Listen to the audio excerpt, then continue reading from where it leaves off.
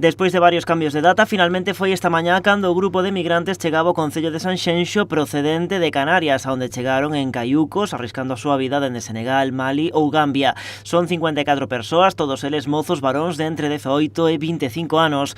Todos eles están sendo aloxados neste hotel Baixamar, en Areas. O autobús que os transportaba chegaba á localidade pouco antes das 7 da mañá, procedente do aeroporto de Madrid. Aquí agardaban por eles membros da ONG ACEM. Ofrecéronlles almorzo e repartíronos polas diferentes habitacións. Este colectivo encargarase tamén de prestarlles axuda social e psicolóxica. En total contarán cun equipo de 6 profesionais. Deste xeito ponse fin a un proceso que veu marcado pola falta de información e polo baile de datos. Nun primeiro momento dixérase que para Sanxenxo ian vir 350 migrantes, cando finalmente a cifra reduciuse a 54. Tamén se mudou en varias ocasións a data de chegada. Do 1 de novembro pospúxose a pasada fin de semana e dai ao martes, para finalmente chegar este xoves. A previsión é que o grupo permaneza aloxado neste hotel polo menos un mes. Durante este tempo recibirán clases de castelán e explicacións sobre o país que os está acollendo.